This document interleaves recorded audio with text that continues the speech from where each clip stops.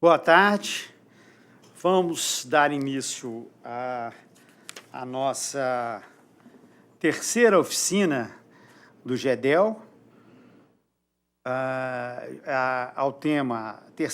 dedicada ao tema Democracia e Direito no contexto do Big Data, da inteligência artificial e da linguagem maquinal. Hoje nós não tivemos condição de fazer a transmissão direta, mas, de qualquer forma, vai ser gravada e vai disponibilizar no YouTube. Posteriormente, o tribunal vai disponibilizar para dar a sequência das 3 palestras. Hoje nós teremos uma introdução que foge um pouquinho do tema do Big Data, que é uma necessidade da Escola Judicial de complementar aqui as horas de formação a respeito de processo eletrônico, teoria geral do processo eletrônico. Podem ficar tranquilos que não é nada de... Tem gente que tem horror do processo eletrônico, né? Mas nós vamos falar um pouquinho de teoria geral do processo eletrônico e vou falar, e para desespero de vocês, eles pediram que eu fizesse a palestra, né? Mas eu prometo que eu vou ser bem breve, rápido, e vou deixar aqui destinar o nosso tempo para o tema mesmo, do GEDEL, do Big Data, da inteligência artificial, da linguagem maquinal. Então, vou apresentar aqui e agradecer a presença de todos. Antes de mais nada, o perfil do nosso evento, ele é um perfil interativo, a gente quer a participação de todos. Então, eu vou fazer o seguinte, eu vou fazer o convite para todos que estão aí assumirem, eu estou pedindo licença aqui aos desembargadores aqui, para ceder a bancada para assistência. Essas 3 primeiras cadeiras aqui, de cada lado, estão reservadas, mas o restante dos 2 andares estão à disposição. Eu pediria que vocês se deslocassem daí todos e viessem aqui tomar assento aqui na bancada, tá? Porque aí vai ter acesso ao microfone, porque a gente quer o debate. Bom, então vou dando início aos trabalhos, fazer a apresentação dos nossos formadores da escola, um evento promovido pela Escola Judicial, em convênio com o GEDEL, que é o Grupo de Estudos sobre Justiça e Direitos Eletrônicos, também vinculado à escola, e ao PRUNARTE, que é um programa universitário da UFMG, o Programa de Apoio às Relações de Trabalho e Administração de Justiça da UFMG, coordenado por nosso colega, magistrado Antônio Gomes, professor também da UFMG.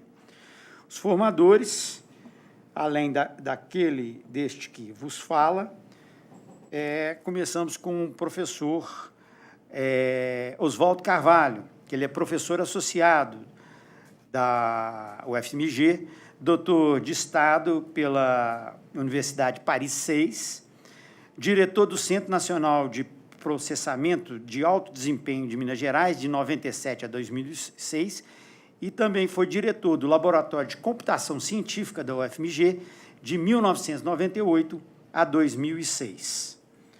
Temos também, como formador, o doutor Edré Quintão Moreira, bacharel, mestre e doutorando em Ciência da Computação pela UFMG, servidor do nosso tribunal, arquiteto de software em projetos na UFMG Fundep, de 2000 a 2013. E também o nosso quarto formador de hoje, que é o doutor Rômulo Soares Valentim, mestre e doutorando em Direito pela UFMG, professor da FLP-MG de Sete Lagoas, né? Pedro Leopoldo, analista judiciário, nosso servidor aqui da casa. Serão a palestra, o título de cada uma das palestras, no momento da apresentação de cada um, a gente anuncia.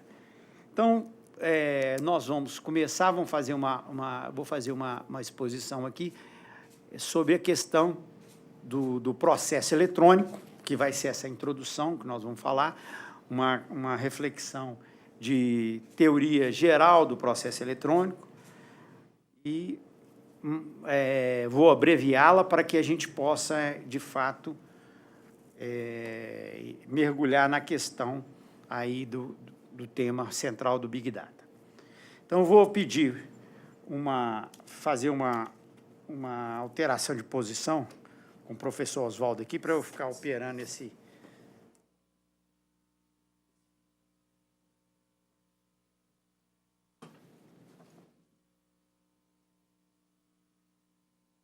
Acho que vou ficar em pé. Estão podendo me ouvir aí? Uhum. Eu em pé aqui, está dando para chegar? Tá? Tá. Ou tem que chegar mais perto? Acho que tem que chegar, né? Acho que vou ficar sentado, então. Bom, essa palestra aqui, mais ou menos, eu tenho umas 12 horas aulas de palestra. Esses 4 temas aqui. Mas podem ficar tranquilos, que eu vou fazer uma panorâmica, não vai, evidentemente não vai dar tudo, então não vamos fazer só uma panorâmica. Isso para a doutora Maria Raquel depois me chamar outras vezes, com mais tempo, né? Então, nós vamos fazer uma introdução, vou falar um pouquinho do marco teórico e depois apresentar os princípios específicos do processo eletrônico, só mostrar, não vai dar para a gente falar sobre eles. Bom, a primeira coisa, essa palestra aqui deve ter mais ou menos uns 15 anos que eu apresento. O doutor Lucas já não aguenta mais, né? Já viu umas 15 vezes, né, nesses 15 anos. Então, mas evidentemente que a gente sempre vai alterando alguma coisa e adaptando, né? E muita coisa muda. Então, viu, doutor Lucas, pode ficar tranquilo que pode ter alguma pequena novidade. A primeira coisa, quando a gente vai trabalhar com o processo eletrônico, eu gosto sempre de pontuar, é que existe uma ideia de que existe uma oposição entre tecnologia e o homem, né? Então, tudo que é tecnológico não é humano. O que a gente pretende, nosso enfoque, é defender justamente o contrário. Não existe oposição entre tecnologia e o homem, né? Uma das coisas mais próprias da tecnologia, o que nos diferencia inclusive, no universo, né, é a própria tecnologia, o que qualifica a qualidade do homem. Eu hoje já chego a equiparar a dignidade humana, ela é tão imanente ao homem como a tecnologia, né? São questões... Então, a primeira coisa que a gente quer quebrar é isso, essa oposição, a relação entre a tecnologia e o homem é uma relação de imanência, não é uma relação de transcendência nem de oposição, é uma relação de pura imanência. Quando as primeiras vezes que apresentei a questão dos princípios específicos do processo judicial eletrônico, sempre eu classifico hoje a fase romântica da internet, quando, há uns 20 anos atrás, tinha uma visão assim, essa fase romântica da internet. E me baseava muito, principalmente, naqueles pensadores da internet da fase romântica.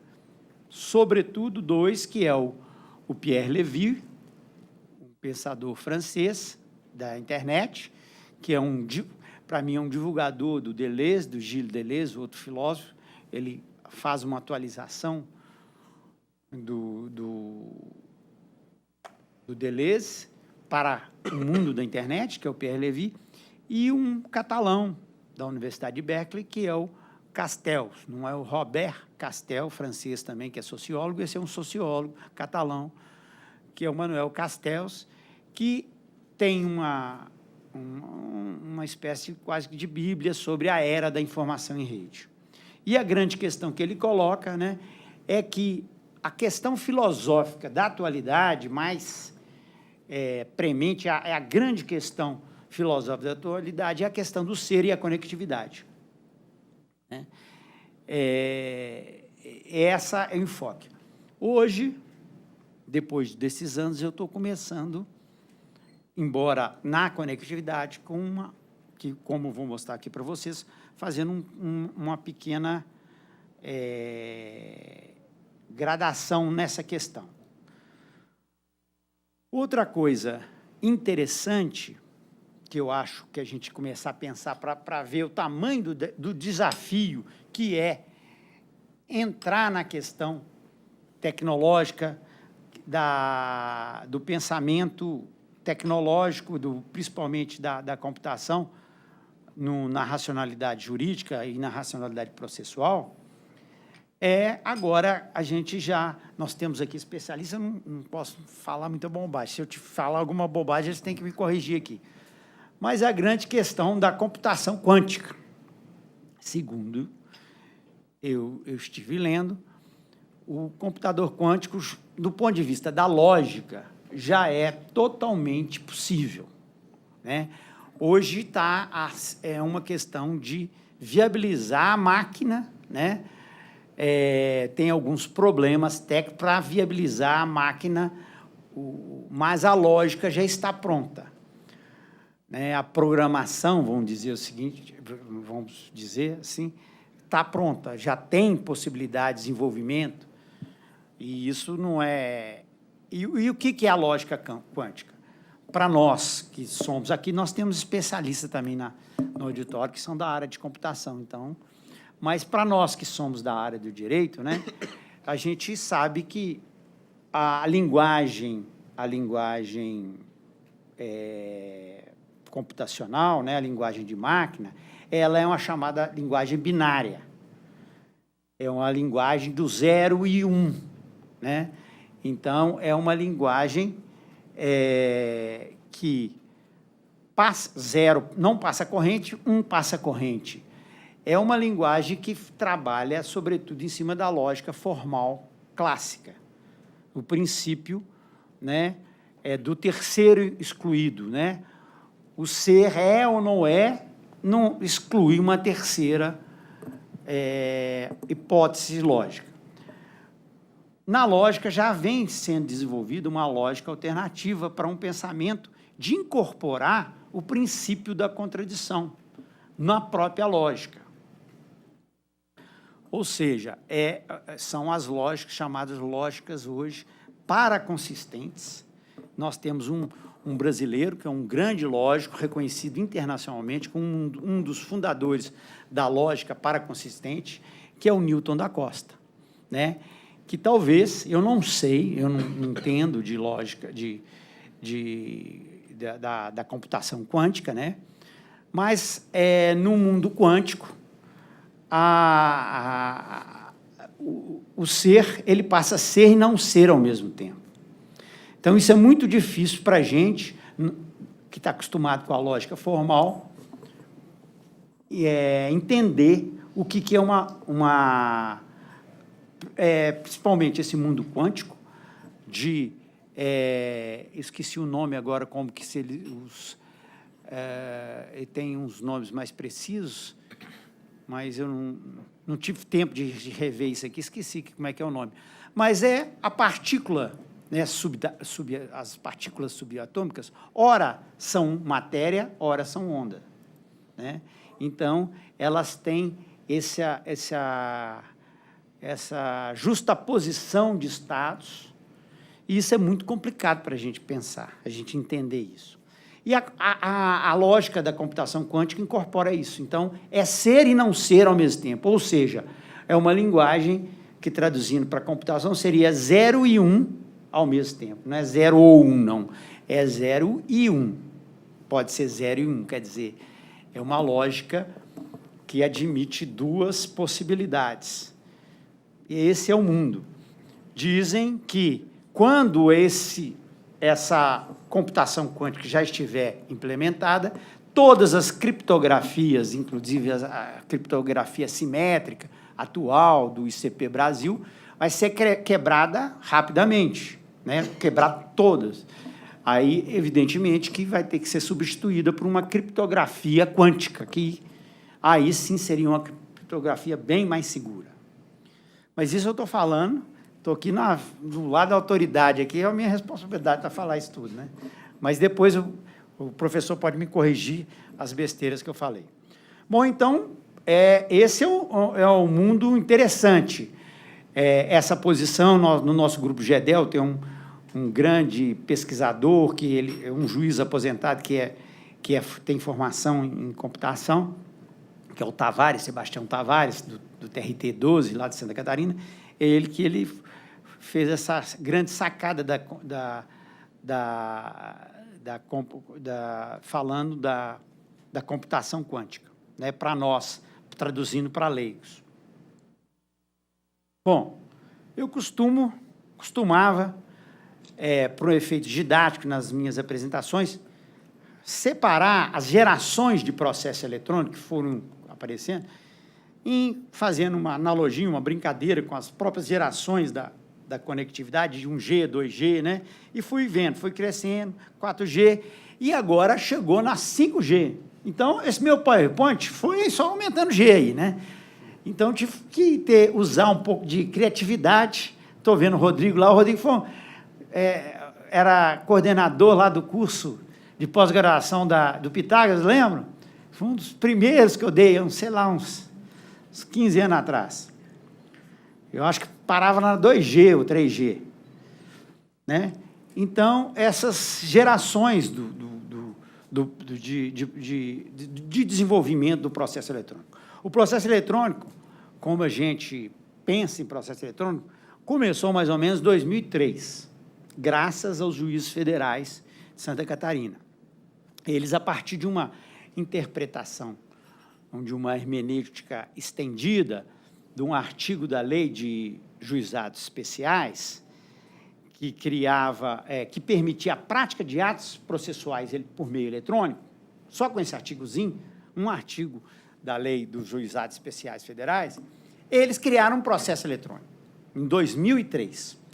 De repente, eles tinham 1 milhão de processos eletrônicos. Aí passou um frio na barriga deles e falou assim, putz, se o Supremo anular isso tudo aqui agora. Aí eles fizeram um lobby lá no TRT, estão querendo acabar tanta justiça de trabalho que...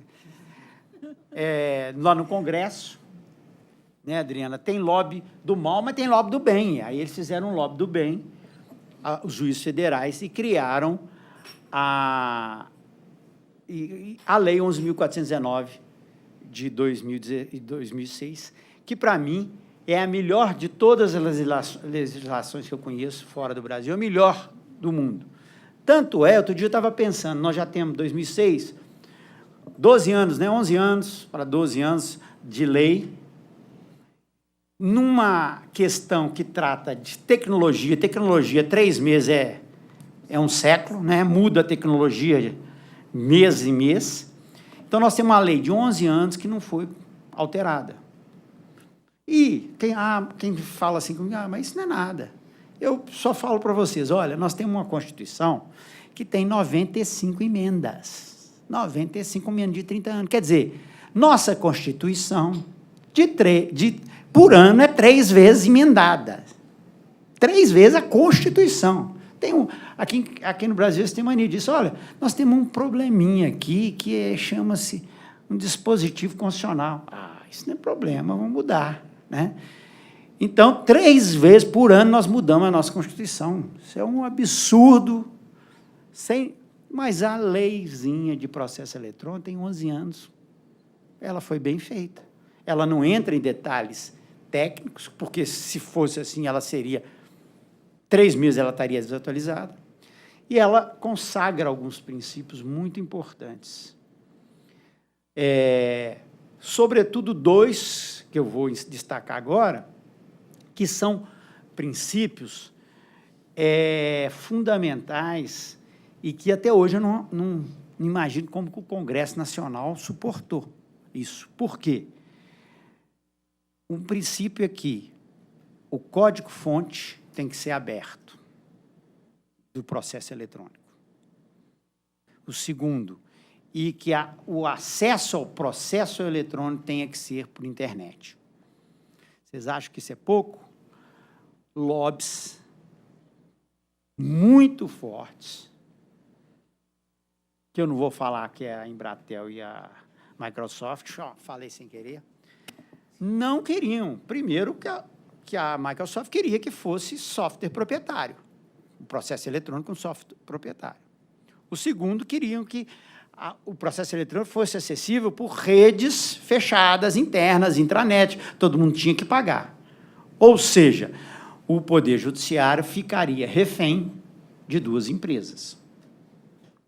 Refém de duas empresas.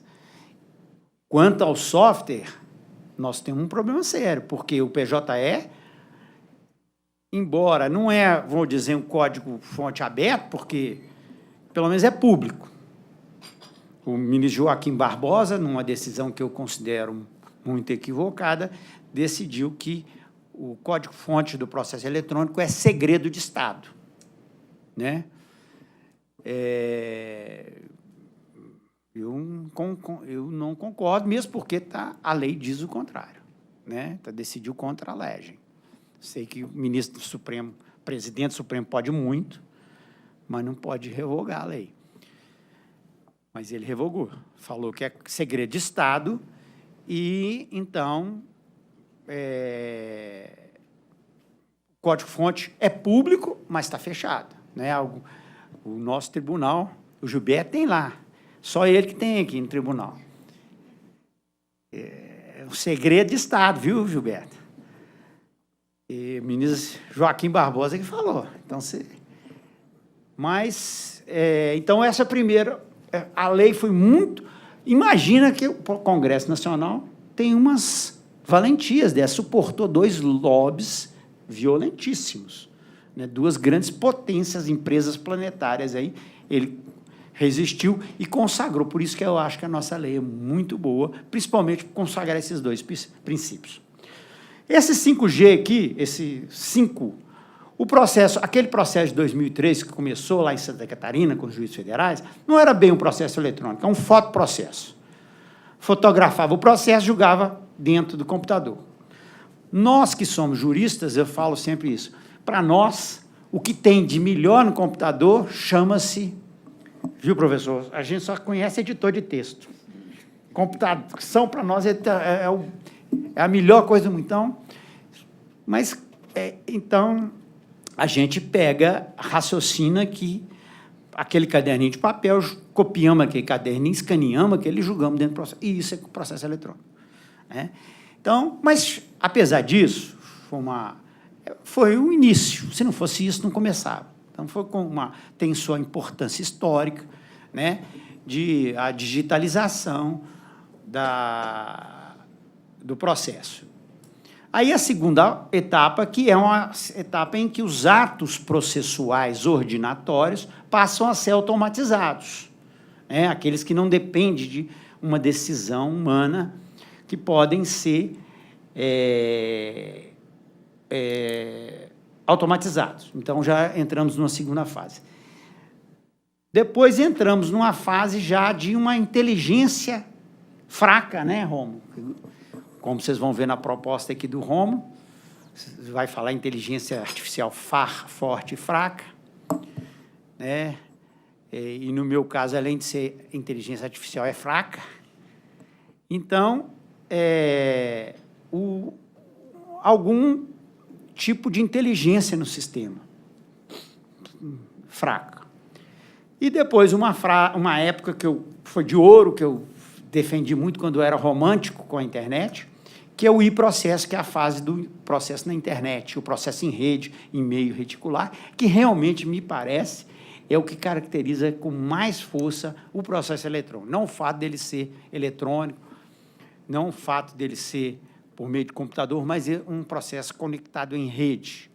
Mas não uma rede de fios, uma rede de meios eletrônicos, uma rede de pessoas, de gente, de pensamento, né? É isso que faz a diferença dele com o processo físico. E agora, a reflexão que a gente está começando já, o Gedel já está na sua terceira oficina, a questão da inteligência artificial e do Big Data, dos bancos de dados, essa questão, como que isso impacta os dados que estão disponibilizados, isso impacta o direito, como isso impacta a democracia, violentamente, né? Essa semana eu vi uma reportagem dizendo que 30 países já tem prova em 30 países de que os governos usam a inteligência artificial, formadores de opinião, etc., para impactar as eleições e a democracia. Então, mas isso tudo impacta o direito, todos os ramos do conhecimento e, sobretudo, o direito processual. Então, na época que eu era romântico com a internet, né, eu falava do processo plugado, beneficiário da inteligência coletiva da rede, que é um conceito, tem um livro do Pierre Levy sobre o conceito de inteligência coletiva, que ele desenvolveu bem. Tem até no Canadá, ele desenvolveu lá um núcleo muito interessante sobre isso, muito desenvolvido. Mas agora a gente tem que saber que o processo é beneficiário, mas também vai ser vítima dessa inteligência coletiva. Então, hoje eu estou descolando da fase que eu chamo romântica e estou caindo na real, minha ficha está caindo na real. Então, eu era muito impactado pelo Pierre Levy, pelo conceito de inteligência coletiva do Pierre Levy, mas agora é um conceito que traz em si uma ideia de triunfalismo tecnológico, de crença na tecnologia, né? De tecnologia vai resolver os nossos problemas, a tecnologia como, né, emancipatória, essa ideia, mas aí a gente começa a perceber que a tecnologia é um produto humano e que tem energias de emancipação, mas tem energias profundas de dominação, né? Então, da inteligência coletiva do Pierre Levy, eu fui impactado pela legião de imbecis do Humberto Eco. Então, hoje, não é isso? A gente tem que conviver isso. A internet é isso. É um sonho, uma maravilha, a informática, mas ela tem o bem e o mal dentro dela. Nessa questão da formulação jurídica, processual, o marco teórico da internet, eu venho trabalhando principalmente com 4 autores, e de vários ramos, né? Começo com McLuhan, que é um papa da teoria da comunicação do século XX. Eu costumo falar que o McLuhan é uma espécie de Kelsen da comunicação, né? Tem gente que odeia o McLuhan, mas você marca a comunicação antes e depois de McLuhan, dos anos 60 do século passado. Antes dele e depois dele. Ele é um marco, como Kelsen para nós no direito, né? O uso também o Dinamarca, da nossa área, processualista, né? O instrumentalismo jurídico do Dinamarca, que hoje está fora de moda, né? No novo CPC. Tem gente aí falando que o instrumentalismo foi bebê no nazismo. Estão falando que o instrumentalista tem tem conexão com o nazismo, né? E também um grande constitucionalista jovem, 40 e poucos anos deve ter, argentino, que é muito ligado ao constitucionalismo norte-americano, e eu estou cada dia mais fã dele, que é o Gargarella. Roberto Gargarella é um constitucionalista argentino que está trabalhando com o conceito de constitucionalismo dialógico. E também dois autores de rede, que trabalha com a ideia de rede, que é o Castells, que é esse sociólogo catalão, que inaugurou essa ideia da era da inauguração da informação em rede, e que é mais da sua área, professor, que é o Barabás, que é um físico matemático, que ele, nos anos... Eu trabalhei com ele na minha tese de doutorado, foi muito interessante, em que, na época, eu fiquei um pouco assim atordoado com o que ele falou, porque eu estava naquela fase romântica da rede, e ele já estava estudando os princípios da rede, de tudo dos fenômenos em rede, ele estava estudando matematicamente, comprovando matematicamente, né? E um dos princípios que o Barabás comprova desmistifica uma ideia de rede que a gente tem, que rede é democrático. Ah, está na rede, está na internet, isso é democracia. E ele, que não tem formação de ciência política nem de sociologia, ele dizia, a rede, isso nos anos 2000, né? Ele falou assim, a rede não é democrática. Todo sistema que funciona em rede, ele é hierárquico. Agora, ele prova isso matematicamente. Não me perguntem como, que eu não sou matemático, não sei dizer, né? Eu li o livro dele de divulgação, não li o livro dele mas é um matemático super acatado internacionalmente. Mas ele comprova, né, que a rede não é democrática, ela é hierárquica. Ou seja, na rede tu tende a se concentrar, a haver concentração. E hoje nós temos isso mais do que comprovado. Existe uma sigla em inglês, que é o GAFA, não sei se vocês já ouviram, né? Que a internet é dominada pelo GAFA, que é Google, Apple, Facebook e Amazon. Quatro empresas planetárias dominam a internet, né? Quase todo o tráfego de informação está nessas quatro empresas, gira em torno dessas 4 empresas, grande parte. Isso tem a ver, inclusive, com uma lei de um cientista político italiano do final do século XIX, que é o Pareto, que é a famosa lei de Pareto, 80-20, que ele identificava um fenômeno 80-20 na sociedade, que se repetia. O que é a lei de Pareto? 80% dos problemas, por exemplo, de algum problema, estão localizados em 20% da questão. 80% do que vai cair na prova está em 20% da matéria, né? Isso é uma característica própria da rede, dessa lei de Pareto. Então, na internet, 80% da internet está em 20% dos sites. 80% da internet está em 20% dos sites. E mais do que isso, capaz de que 79% estejam nesses 4. Né?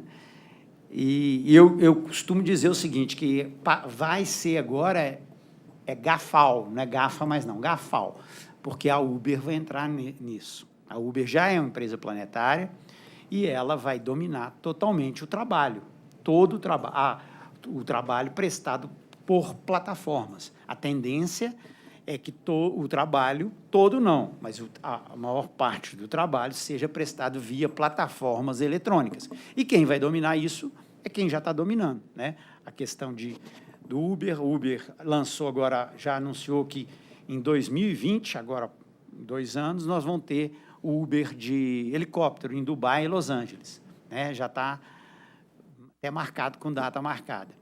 Mas não é só de transporte. O Uber tende a ser a terceirização do século XXI. Ela vai ser a plataforma. A Amazon também tem uma plataforma de trabalho, que já... aqui no Brasil ela não entrou ainda, mas está nos Estados Unidos e na Índia, muito forte a plataforma de trabalho deles. Plataformas de microtarefas, as pessoas prestam microtarefas e recebem microsalários. A hora, já fizeram um levantamento, a hora sai mais ou menos dessas microtarefas para o tomador de serviço de $1 nos Estados Unidos. Faça só uma continha. $1, 220 horas, vamos supor que trabalhe, dá $220. Quanto que é o salário mínimo nos Estados Unidos? Mais ou menos $1.600, né? Então, Bom, eu acho que eu vou terminar, porque eu falei muito.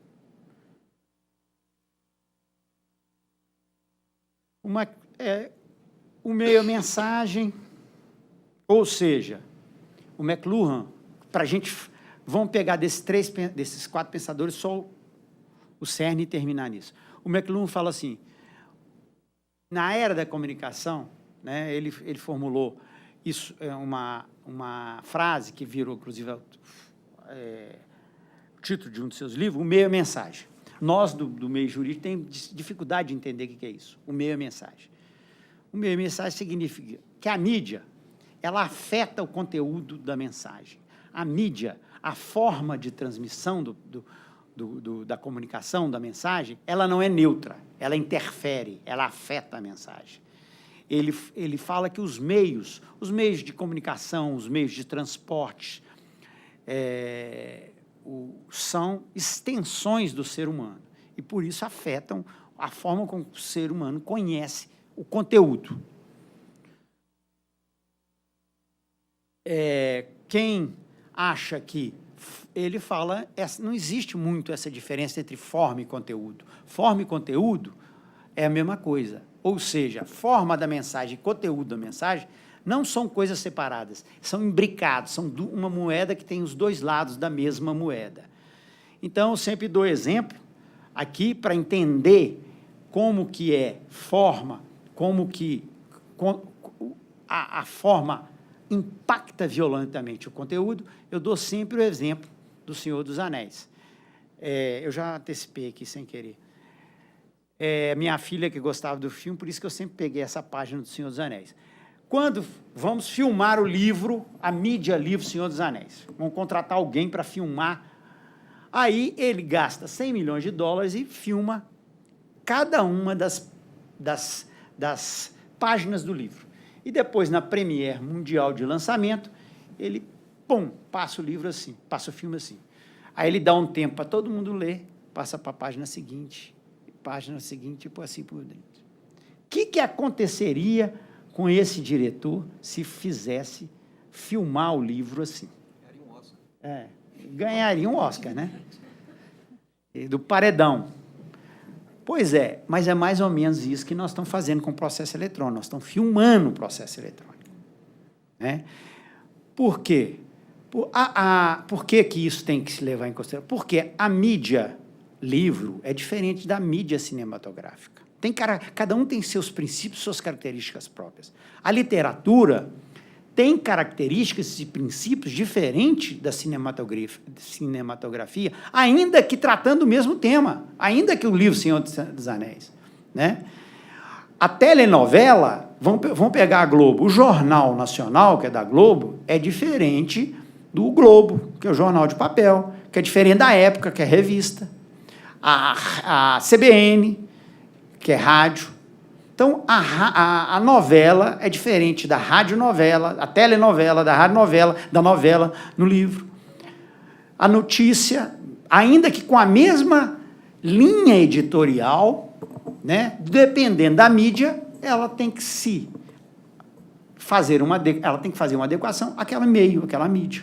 Então, a mídia não é neutra como os processualistas tradicionais acham, né, que E por isso que eu sustento que o processo eletrônico tem princípios próprios, específicos, que têm que ser considerados, porque senão nós vamos filmar o processo.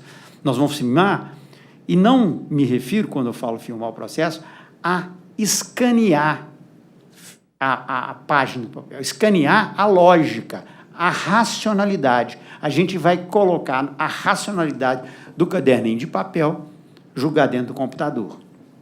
Então, é isso que a gente tem que adaptar toda o processo a essa nova racionalidade, né? Fazer a adaptação dos princípios processuais a essa nova realidade. Não muda completamente. Alguns, sim, muda até completamente. Vou dar um exemplo para vocês, que é o princípio da publicidade, que é do processo. No processo eletrônico, ao contrário do princípio da publicidade, vigora o princípio de preservação dos dados sensíveis. Por quê? Porque o processo eletrônico de papel, ele é, de forma prática, ele é opaco. Então, ele precisa ter uma lei incentivando a publicidade. Porque ele é fácil de esconder. Ele está no caderninho que está na mão do juiz, é fácil esconder, ele é fácil virar segredo, né? O meio permite isso. Então, você precisa de uma norma jurídica para falar, não, esse processo está escondidinho debaixo do braço do juiz, mas ele tem que ser público. Ele não pode ficar escondidinho, né? Agora, no processo eletrônico, do mundo inteiro você tem acesso a ele. E vocês acham que deve ser escancarado para todo mundo, ó, todas as provas que estão lá, ficha do empregado, atestado médico do empregado, devassar a vida de todos os litigantes? Claro que não, né? Então, a lógica no processo eletrônico é o contrário, não é de publicidade, é de preservar os dados sensíveis. Então, é uma lógica até contrária.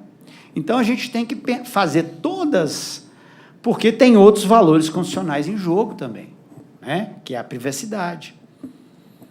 Então, o meio impacta a racionalidade ali de você pensar o que você deve incentivar via regulação jurídica, né? Então, o Dinamarco, com a tese que hoje estão falando que é fascista, nazista, que o processo é meio, o processo não é um fim em si mesmo, né? Eu acho que continua atual. E é um meio de quê? É um meio de participação. O Dinamarca chega a falar que é mais do que um meio de efetivação dos direitos materiais, é um meio de fazer justiça. O processo é meio de fazer justiça, né? Interessante. E o Gargarella, que ele questiona pesos, a teoria dos pesos e equilíbrio, como é que é? Freios e contrapesos. Freios e contrapesos. Os freios e contrapesos, ele fala que essa doutrina é equivocada. Ele está no Federalista 51, que se atribui, né, o federalista, todos sabem, ele é anônimo, mas os especialistas, conhecendo os juristas da época, identificam, ó, esse que é federalista se atribui a Madison. Acham, a lógica dele é uma lógica agonal, de paz amada, de disputa. Não é uma lógica de diálogo, o freios e contrapesos. E o que o Gargarella fala é fundamental. O poder, tem uma frasezinha, eu acho que tem na nossa Constituição, fala assim, todo poder emana de quem? Todo poder emana do sistema financeiro e da JBS. Em seu nome será exercido. Não, é do povo, né? Mas o Gargarella falou, olha, a teoria de poder, de equilíbrio, exclui o povo, é equilíbrio entre poderes. Mas o poder emana do povo, cadê o povo? O povo está fora da teoria. Então, ele falou assim, ó, é uma teoria que exclui o principal, o ator, que é o povo. Então, ele propõe substituir a teoria do Federalista 51 pela teoria de um constitucionalismo dialógico, das audiências públicas, que a doutora Adriana Sena gosta, né? Então, essa ideia de um processo mais dialógico, um processo que incorpora, que permite um meio, através do link, do hipertexto, de julgar isso tudo, né? E o Castel tem a ideia de estar em rede, né? Mas eu vou terminar aqui. Não vou falar mais não, porque senão... Como eu falei, essa é a minha aula de 12 horas, né? Bom, juntando os quatro, o que a gente tem? O meio não é neutro. O meio, a mídia, impacta a racionalidade. Então, impacta a racionalidade do processo. Se muda o meio, e o meio é processo, muda o processo. Mudam. As características mudam os princípios do processo, por isso. Né? O meio, na verdade, não são os meios eletrônicos. O meio é a rede. Ele que é a rede, é o fato de ser um processo conectado à rede, a inteligência coletiva e a legião de imbecis, é o fato disso que torna o processo diferenciado do processo de papel, que é um processo desplugado. Né?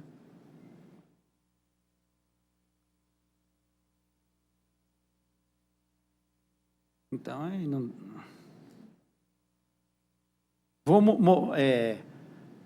Vou só terminar aqui com o último slide, mostrando para vocês, para os que não conhecem, desde que nós começamos isso há uns 10, 12 anos atrás, nós já chegamos a 10 princípios distintos do processo eletrônico.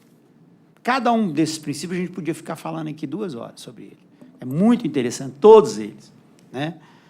Mas, sobretudo, o princípio da conexão, né? Que é o princípio do processo em rede. É o princípio que desdobra todos esses aqui, de uma forma ou outra, passa pela questão da conexão. Todos esses princípios têm algum tipo de interação. Então, o princípio da interação, que é um princípio que se assemelha ao princípio do contraditório. O princípio de contraditório, para mim, é coisa do passado. Hoje, o mais contemporâneo é pensar em princípio da interação. Para explicar isso com calma, precisaria de mais tempo. Então, esses são os princípios. Quem se interessou por esse tema está convidado aí para integrar o nosso grupo, o GEDEL, que é da Escola Judicial, e quiser pensar sobre esses princípios, aprofundar, fica aí o convite, é aberto. Hoje, para a nossa alegria, né, o GEDEL, esse grupo, todos dizendo, acho que praticamente todos os grandes especialistas em processo eletrônico no Brasil, juristas, vários da área, também da área técnica, da área de informática, que se dedicam a isso, pertencem a esse grupo, né? E nós temos mais de umas 20 trabalhos de mestrado e de doutorado com citação do GEDEL, né? Inclusive, quase todos nos agradecimentos, agradecendo a reflexão que foi feita no GEDEL e tal. Então, isso é um motivo de muito orgulho para a gente, né? De estar participando sobre isso. E eu termino aqui, porque toda palestra tem que ter uma frase de efeito, né? Para terminar. A máxima latina, o processo... Eu fiz errado, porque o processo de papel, ele funciona, o processo de papel, na lógica, no princípio da escritura, um princípio que foi consagrado no século XIII. Né? Quod non est in actis, non est in mundo. O que não está nos autos, não está no mundo. Essa é a nossa racionalidade básica do processo de papel. E o processo eletrônico, ele muda esse princípio. Ele se atualiza, o que não está no Google, o que está no Google pode estar no processo eletrônico, né? Então, esse é o desafio, sobretudo porque esse desafio hoje é mais forte, porque era o desafio da fase romântica de incorporar a inteligência coletiva da rede dentro do processo judicial. Agora, a gente, além de trazer a inteligência coletiva da rede, a gente tem que saber filtrar a legião de imbecis para dentro do processo, né? Não podemos deixar entrar. Então, com isso, eu agradeço.